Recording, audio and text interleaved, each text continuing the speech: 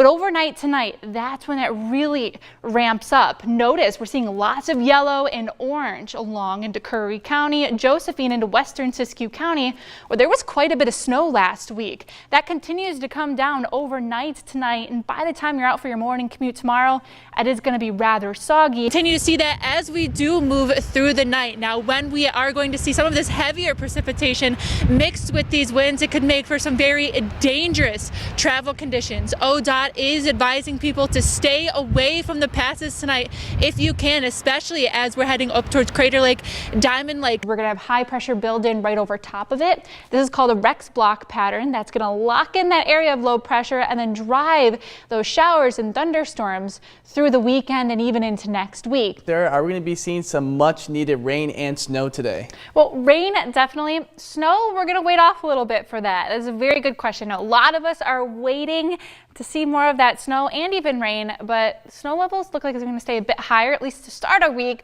but there's some better news towards the end. This is for areas above 5,500 feet in the Cascades and Siskiyous. The big issue here is going to be blowing snow. So to those higher terrain levels and those higher passes, you're going to want to be extra cautious. It will be maybe a little bit slick up to about 4,500 feet as well. That is going to pick up those wind gusts today east side, and due to that recent dry stretch and very low humidity, that is going to create those critical fire weather conditions. So we have a red flag warning in place for Klamath and Lake counties. If you're heading out to look at the stars, we do have a 7-planet parade. You can see 7 planets aligned. If you look out there right now, you can see Jupiter. It is very bright. Into Jackson, Josephine counties this morning and into Siskiyou County, we've seen some pretty steady and heavy precipitation, all coming down mostly as rain. And we do have another area of low pressure that is going to be strengthening.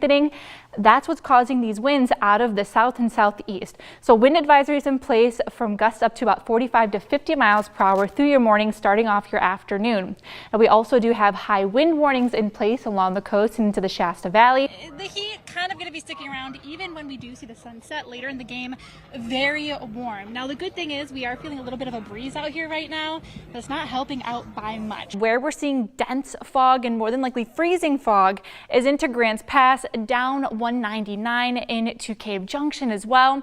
And I'm starting to see some of that development of low clouds as you work your way north along I-5. But Klamath Falls and Montague, who haven't received rain in quite some time, not even getting anything from that last storm system.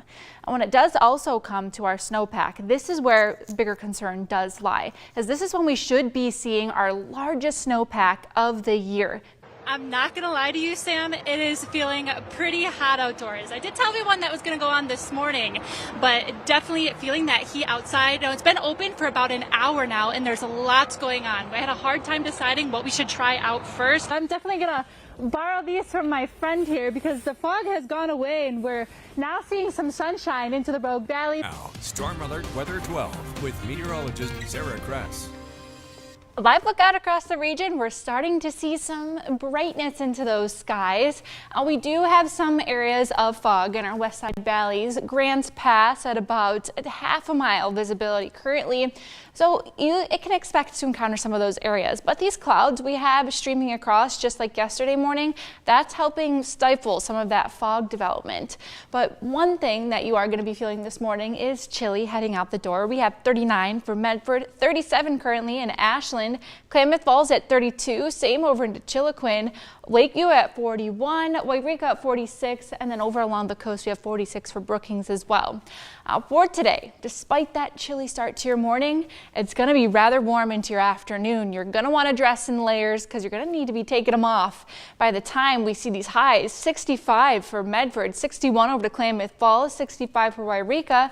Over along the coast, 67 for Brookings. Grants Pass, I have into the lower 60s today. It does depend on how quickly we see those low-level clouds break themselves up. But overnight tonight, we are expecting another chilly start to your day, or tomorrow morning, but we'll have some changes as well. Clouds begin to increase their way in, and we are expecting to see more wet weather back in your forecast. And notice those temperatures do drop down a bit for your Saturday and Sunday, but we'll still be up into the upper 50s for most of us, and we'll see the lower 50s as you head over into the Cascades. But What you can expect in general for the weekend, more clouds. We'll also have the possibility maybe for some isolated thunderstorms, especially into Siskiyou County. And then we'll see that wet weather even continue into your Sunday, and this is going to be pretty beneficial rainfall. We'll see anywhere from about 1/4 to an inch depending on where you are, because these will be showers. And if you're hoping for some snow, well, unfortunately we're going to have to wait a little bit longer because of those higher snow levels. So here's what we can expect with Futurecast. Throughout your day today, we'll see passing clouds, sunshine mixed its way in, feeling pretty mild, but overnight tonight, that's when we're expecting those changes. Notice all of that increased cloud coverage, and by early tomorrow morning we're already starting to track that rain push its way in, becomes more widespread throughout your day, and then behind it we'll be dealing with some showers. Now, if we do get a bit more breaks into those clouds, that's going to also help tip off some of those thunderstorms as well. Heading into your Saturday night, we'll continue on with that shower activity, and it goes right on through your Sunday, and maybe even a rumble of thunder into Siskiyou County Sunday as well, and we'll start to dry out as we head into next week. So when it does come to that thunderstorm potential, they will be isolated. They could have the possibility for some heavy downpours, maybe some hail, some gusty winds. Best chance is going to be into Siskiyou County, and then next best chance into southern Oregon, definitely be along the Cascades and over west side. But I'm not completely ruling out that chance across most of the region for your Saturday. Now, as we head into next week, we're going to dry out a bit into your Monday, and then Tuesday will be on the drier side. But that next storm system by midweek is finally when we're starting to track out some snow again. So here's a look at your 7 days. For the coast, a bit cooler as you head into the weekend. We'll see more clouds and it will be wet. Same deal into Northern California, but best chance to see one of those thunderstorms for your Saturday. Over into the Klamath Basin, we'll be back down into the middle 50s for your weekend. We'll have some sunshine as we head back into next week. Over into the mountains, don't expect to see any of those winter impacts through your weekend, but we'll continue on with those wet showers, and finally back over into the Rogue Valley, back into the upper 50s for your Saturday and Sunday with more rain, but next week we'll start to dry out before we track more wet weather by midweek. HERO is an acronym Fort Vanoy Elementary uses to teach kids about character. Honesty, excellence, respect, and open-mindedness. Last March, when floodwaters rushed through the school, students, staff, and the community showed exactly what it looks like to be a hero. My first thought was, as soon as I opened the door, like, water just came rushing out. It had been building up inside this building in particular, and it just came rushing out, and I was just like, oh, that's a lot of water. 8 months ago, an atmospheric river brought days of heavy rain across the region. At Fort Vanoy Elementary, water didn't just rise, it surged. The irrigation behind the school had the levee had started to overflow and started to come apart, and then all of a sudden it just went poof, and there it came. They were in the right place at the right time to make sure there was nobody in harm's way. All of this happened on a Sunday when no one was on campus. Thankfully, that first warning came from Rural Metro Fire responding to a stranded motorist nearby.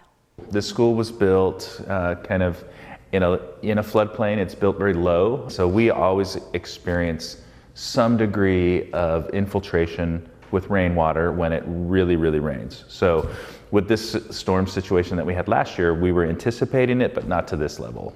When the school closed, Principal Falkenhagen and Superintendent Valenzuela knew they were in for a challenge, getting the students back as soon as possible.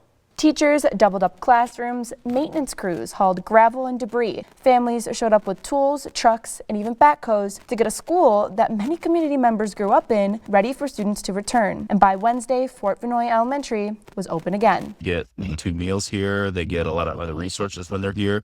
So when we're closed, they can't access those. So not beyond reading and writing and all the things that we teach them here, the support is really important. Classrooms may have not looked the same, but the students don't seem to mind. We're trying to work with our design team and then our construction team on making it a little bit more resistant to flooding. We're really looking to next summer of 26, to do a full rebuild and flood restoration during that time.